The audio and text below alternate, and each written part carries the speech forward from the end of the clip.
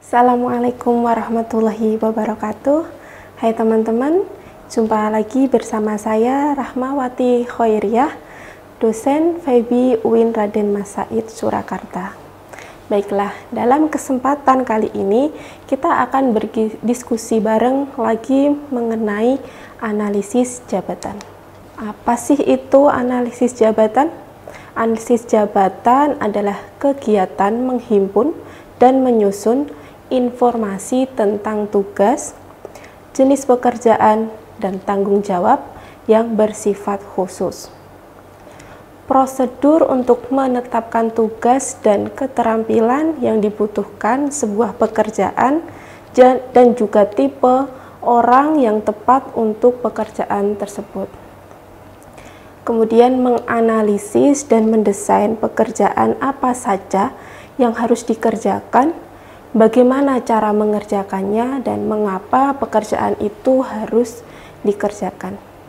Jadi setiap perusahaan harus dianalisis dulu nih, kira-kira jabatan apa saja yang diperlukan untuk menjalankan aktivitas pekerjaan di perusahaan tersebut. Misalnya ada jajaran direksi, kemudian ada manajer, ada karyawan bagian produksi, ada bagian pemasaran, dan keuangan. Nah, di situ juga harus ditentukan lagi siapa sumber daya manusianya yang bisa menempati jabatan tersebut. Tentunya dengan kualifikasi tertentu. Contohnya, kualifikasinya yaitu mempunyai keahlian dalam bidang komputer, atau juga kualifikasinya harus lulus dari sarjana S1. Kemudian juga ada kualifikasi harus berpengalaman kerja sebelumnya minimal 2 tahun. Seperti itu. Kemudian nilai penting adanya analisis jabatan. Apa sih nilai-nilai penting adanya analisis jabatan itu? Yang pertama, mengetahui seberapa banyak jabatan yang ada di suatu organisasi. Jadinya nanti sebelum dilakukan rekrutmen karyawan di perusahaan tersebut harus diketahui dulu berapa jumlah yang akan direkrut menjadi karyawan di perusahaan tersebut. Kemudian akan ditempatkan di mana saja atau di bagian apa saja, yaitu adanya kejelasan tugas. Jadi kalau sudah ada diprediksi, direncanakan jabatan apa saja yang dibutuhkan, kemudian didata lagi nih, tugasnya apa saja. Misalnya di bagian produksi di perusahaan garmen. Jadi ada jabatan karyawan produksi. Nah, tugas dia apa saja?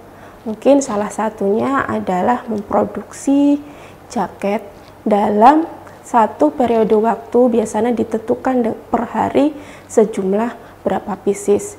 Contohnya 1000 pieces ataupun 900 pieces. Kemudian adanya kejelasan wewenang. Jadinya nanti juga adanya kejelasan tanggung jawab. Dengan adanya kejelasan tanggung jawab dan wewenang tersebut, maka akan memudahkan dalam mengorganisasi dan mempertanggungjawabkan pekerjaan yang telah dilakukan kepada atasannya. Kemudian, untuk menentukan beban kerja masing-masing jabatan. Jadi ditentukan dulu nih beban kerjanya seberapa besar, terus kemudian beban kerjanya apa saja. Kemudian untuk mengetahui persyaratan masing-masing jabatan, untuk menentukan target masing-masing jabatan. Seperti yang telah saya sampaikan di awal, kemungkinan di karyawan produksi ditarget sehari harus bisa memproduksi atau menghasilkan produk jaket 1000 pieces atau 900 pieces. kemudian untuk kebutuhan tenaga kerja, dan yang terakhir untuk kebutuhan rekrutmen calon karyawan. Jadinya setelah dilakukan analisis jabatan, kemudian bisa dilakukan rekrutmen karyawan dan membuka, mungkin pasang iklan di media massa atau di banner-banner yang ada di depan perusahaan atau di pinggir-pinggir jalan. Kemudian jangan sampai teman-teman itu keliru memahami 4 variabel berikut. Yang pertama yaitu job analysis, yaitu proses yang sistematis dari menghimpun informasi dari tugas, kewajiban, dan tanggung jawab dari pekerjaan tertentu. Kemudian ada job description, yaitu pernyataan faktual dan terorganisir perihal kewajiban dan tanggung jawab pekerjaan tertentu. Bisa sebagai contoh daftar pekerjaan, tugas-tugas, hubungan pelaporan, kondisi pekerjaan, dan tanggung jawab pekerjaan. Yang ketiga ada job specification, yaitu menunjukkan kualitas yang disyaratkan bagi pelaksanaan yang dapat diterima. Contohnya pengetahuan, kemampuan, pendidikan yang disyaratkan saat rekrutmen. Contohnya harus minimal D3 ataupun S1. Kemudian ada keterampilan. Keterampilan apa yang harus dipenuhi saat rekrutmen karyawan. Contohnya kalau tadi di karyawan bagian produksi di perusahaan garment, mereka harus bisa atau mempunyai keahlian atau keterampilan dalam menjahit. Kemudian kepribadian juga sangat penting, yaitu kepribadian karyawan. Apakah mereka dapat bekerja sama dalam suatu kelompok, atau apakah dia tidak bisa bekerja sama dalam suatu kelompok. Itu nanti akan sangat berguna atau sangat penting untuk dipertimbangkan dalam proses rekrutmen. Kemudian ada pengalaman. Jika seseorang mempunyai pengalaman kerja, otomatis dia akan lebih bisa menjalankan pekerjaannya dengan baik dibanding dengan seseorang yang belum mempunyai pengalaman kerja sama sekali. Kemudian ada persyaratan fisik. Ini biasanya di bagian kemiliteran atau mungkin teman-teman yang bekerja di luar negeri. Harus berapa tingginya disesuaikan, kemudian tidak boleh sakit, tidak boleh merokok, tidak boleh ada penyakit di dalam paru-paru dan lainnya. Kemudian yang terakhir ada persyaratan mental. Nah, di sini juga sangat penting karena nanti teman-teman saat terjun ke dunia kerja di perusahaan, teman-teman akan berinteraksi dengan karyawan-karyawan yang lain. Nah, di sini kesehatan mental juga harus diperhatikan agar nantinya dalam bekerja sama dan dalam berinteraksi dengan karyawan yang lainnya, baik karyawan sejawat ataupun dengan atasannya, bisa berjalan dengan baik dan optimal. Yang keempat ada job evaluation, yaitu proses sistematik dan beruntun untuk menentukan nilai suatu pekerjaan. Salah satunya adalah untuk menentukan kompensasi. Jadi setelah dilakukan pekerjaan akan dilakukan penilaian tentang kinerjanya. Dari situ nanti akan bisa ditentukan berapa kompensasi dari karyawan tersebut. Kompensasi ini terdiri dari berbagai macam faktor. Ada gaji, ada tunjangan, dan lain sebagainya. Kemudian sumber informasi untuk melakukan analisis jabatan. Yang pertama ada aktivitas kerja. Aktivitas kerja apa saja sih yang nantinya akan dilakukan pada jabatan tersebut? Bisa saja aktivitasnya hanya di dalam ruangan dan memegang satu mesin. Bisa juga di dalam ruangan dan mengoperasikan beberapa mesin. Dan juga ada aktivitas pekerjaan yang berada di luar ruangan. Kemudian ada perilaku karyawan, menyangkut tentang kepribadian dan sikap karyawan tersebut dalam bekerja dan dalam berinteraksi antar karyawan dan juga berinteraksi dengan atasan di dalam perusahaan. Yang ketiga ada peralatan kerja. Nah, peralatan kerja apa saja yang nantinya dibutuhkan dalam jabatan tersebut? Misalnya kalau tadi saya contohkan di perusahaan garmen pada karyawan bagian produksi, tentu saja harus memerlukan mesin jahit, kemudian jarum, dan lain sebagainya. Kemudian standar kinerja. Sebelum dimulai pekerjaan harus ditentukan dulu standar kinerjanya sejauh apa dan bagaimana agar nantinya pekerjaan dapat terlaksana dengan baik. Kemudian ada konteks pekerjaan berkaitan dengan kemampuan dan spesifikasi karyawan yang akan direkrut. Kemudian ada kebutuhan tenaga kerja. Setelah dianalisis jabatan, kemudian dianalisis lagi kebutuhan tenaga kerjanya, nantinya akan terlihat berapa yang harus direkrut pada periode sekarang dan berapa yang harus dipersiapkan untuk direkrut pada periode mendatang, semisal akan membuka cabang baru di daerah lain. Yang selanjutnya, persiapan untuk melakukan analisis jabatan. Ada beberapa persiapan yang harus dilakukan untuk melakukan analisis jabatan, yaitu lingkup kegiatan perusahaan. Merupakan jumlah kegiatan yang dilakukan organisasi saat ini dan kemungkinan perluasan di masa akan datang. Jadi, jika dikira nanti hasilnya dan tujuan perusahaan itu dapat tercapai secara optimal, besar kemungkinannya perusahaan itu akan membuka lagi cabang di daerah lainnya. Yang selanjutnya adalah jumlah sumber daya manusia dan perilakunya. Jumlah sumber daya manusia diperlukan untuk mengetahui kebutuhan jumlah SDM dan penempatan jabatan sesuai dengan kepribadiannya.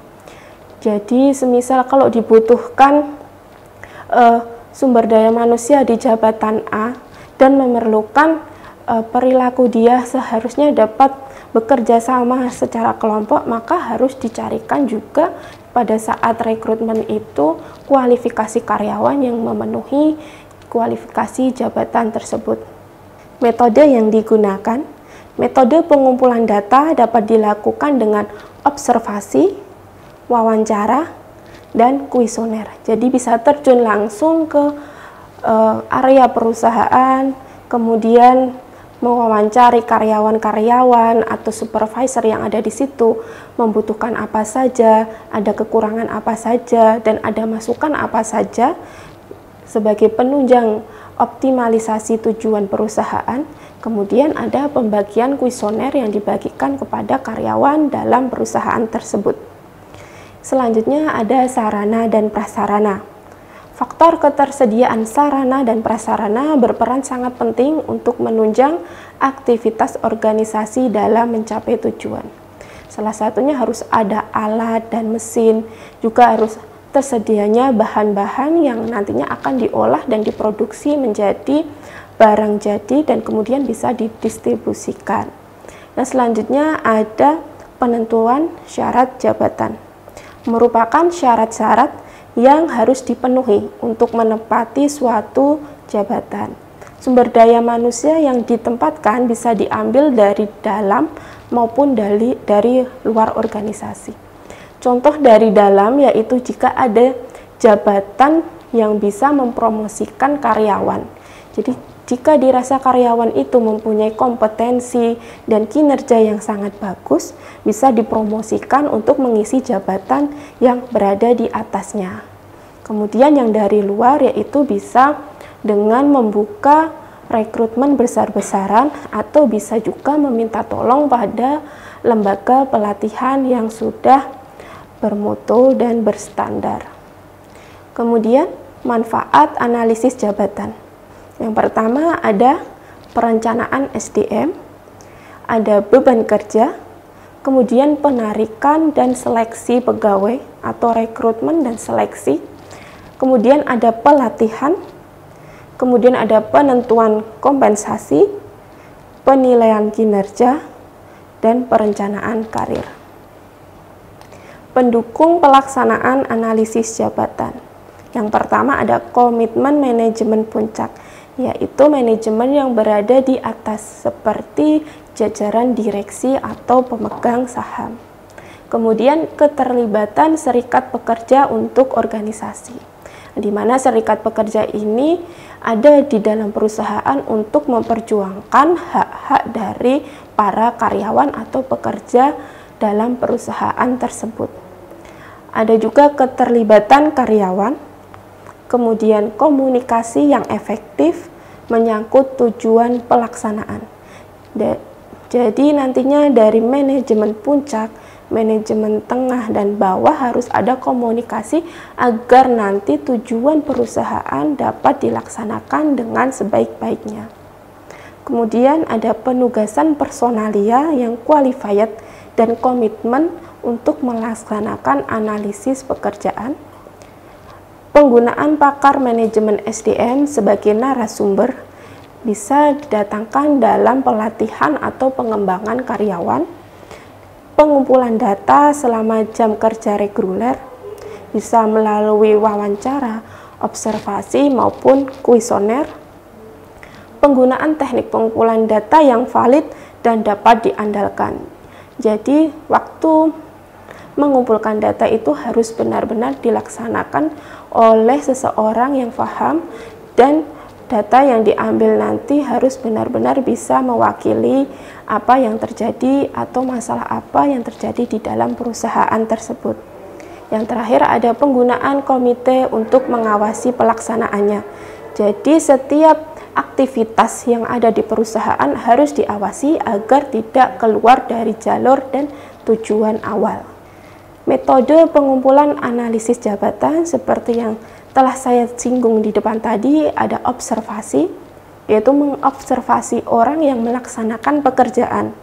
Pekerjaan diasumsikan konstan dan sepanjang waktu. Jadi pekerjaannya tetap dalam suatu periode tertentu. Ada wawancara, baik individu, kelompok karyawan, kelompok supervisor, dan kelompok lainnya jika diperlukan informasi tambahan. Kemudian ada kuesioner, disesuaikan dengan aktivitas organisasi. Kuesioner terbitan membongkar tugas, tanggung jawab, kemampuan, dan standar kinerjanya. Ada juga catatan laporan. Pencatatan secara berkala tugas dan aktivitas karyawan, aktivitas yang membutuhkan waktu, kemudian ketelitian yang tinggi dan biaya yang mahal. Berguna untuk menganalisis struktur kerja organisasi, persyaratan staf atau karyawan, dan juga nantinya kebutuhan pelatihan maupun pengembangan. Yang terakhir ada teknik-teknik kuantitatif. Nah, berikut ditampilkan contoh analisis jabatan yang telah dibuat oleh manajemen. Seumpama ada perusahaan yang bernama organisasi XXX dengan spesifikasi pekerjaan, nama jabatan kepala bagian komputer. Kemudian tanggal disusun analisis jabatannya 12 Agustus 2021, penyusunnya adalah Mansyarah, Departemen Divisi Administrasi, lokasi perusahaan di Sukoharjo. Kemudian ditentukan lagi persyaratan pekerjaannya apa, kualifikasi dari karyawan yang akan mengisi tempat tersebut apa, bisa dari pendidikan. Pendidikan bisa diambil minimal S1 komputer dan harus menguasai komputer. Kemudian pengalaman. Pengalaman adalah 3 tahun bekerja di bidang komputer. Kemudian ada persyaratan fisik, contohnya kesehatan baik untuk melakukan pekerjaan, sehingga tidak sakit-sakitan dan tidak meminta cuti berlebihan, mempunyai stamina serta daya tahan yang cukup kuat untuk melaksanakan tugas-tugas yang berat dan bisa menekan mental. Kemudian persyaratan mental, tentunya seorang karyawan diminta harus dapat jujur, inisiatif dan kreatif, dapat mengambil keputusan dengan cepat dan mampu menganalisis. Kemudian dalam kondisi kerja, yaitu kondisi kerjanya dijabarkan dalam jabatan itu, kondisi kerjanya baik, kemudian di dalam ruangan, terus 70% di kursi yang nyaman dan berada di ruang yang ber-AC, kemudian tenang dan tidak berisik. Penilaian jabatan dilakukan agar dapat dilakukan untuk berbagai macam kepentingan organisasi, diantaranya 1. Alat untuk memperbaiki jabatan yang sudah dibuat sebelumnya. Jadi jika sudah ada jabatan tapi tidak berjalan dengan baik, maka harus dianalisis lagi dan diperbaiki lagi sehingga jabatan tersebut nantinya akan bekerja dengan baik.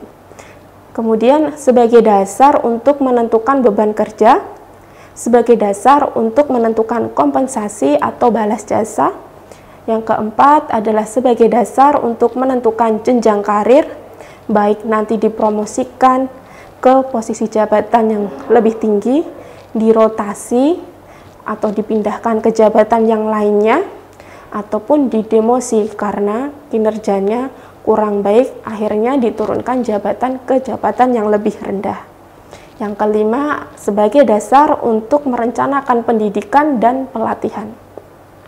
Kemudian yang keenam, memudahkan pengawasan dan pengendalian sehingga jika terjadi penyimpangan mudah untuk diawasi dan dideteksi. Sekian dari saya, terima kasih atas perhatiannya. Wassalamualaikum warahmatullahi wabarakatuh.